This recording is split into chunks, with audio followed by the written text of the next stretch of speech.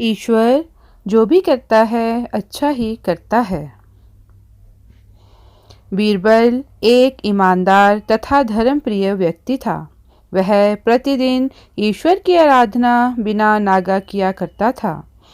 इससे उसे नैतिक व मानसिक बल प्राप्त होता था। वह अक्सर कहा करता था कि ईश्वर जो कुछ भी करता है मनुष्य के भले के लिए ही करता है। कभी कभी हमें ऐसा लगता है कि ईश्वर हम पर कृपा दृष्टि नहीं रखता, लेकिन ऐसा होता नहीं। कभी कभी तो उसके वरदान को भी लोग शाप समझने की भूल कर बैठते हैं। वह हमको थोड़ी पीड़ा इसलिए देता है ताकि बड़ी पीड़ा से बचा सकें। एक दरबारी को बीरबल की ऐसी बातें पसंद ना आती थी। एक दिन वही दरबारी दरबार में बीरबल को संबोधित करता हुआ बोला, देखो ईश्वर ने मेरे साथ क्या किया है। कल शाम को जब मैं जानवरों के लिए चारा काट रहा था तो अचानक मेरी छोटी उंगली कट गई। क्या अब भी तुम यही कहोगे कि ईश्वर ने मेरे लिए यह अच्छा किया है?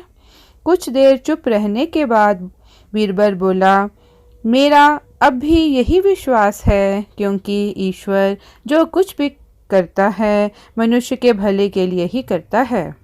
सुनकर वह दरबारी नाराज हो गया कि मेरी तो उंगली कट गई और बीरबल को इसमें भी अच्छाई नजर आ रही है। मेरी पीड़ा तो जैसे कुछ भी नहीं। कुछ अन्य दरबारियों ने भी उसके सुर में सुर मिलाया। तभी बीच में हस्तक्षेप करते हुए बादशाह अकबर बोले, बीरबल हम भी अल्लाह पर भरोसा रखते हैं, लेकिन यहाँ तुम्हारी बात से सहमत नहीं। इस दरबारी के मामले में ऐसी कोई बात नहीं दिखाई देती जिसके लिए उसकी तारीफ की जाए।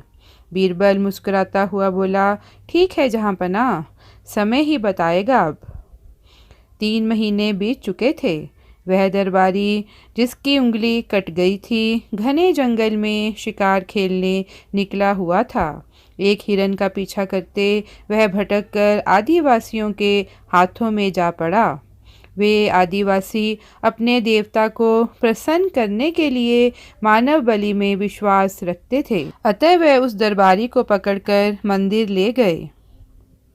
लेकिन जब पुजारी ने उसके शरीर का निरीक्षण किया तो हाथ की एक उंगली कम पाई। नहीं, इस आदमी की बलि नहीं दी जा सकती।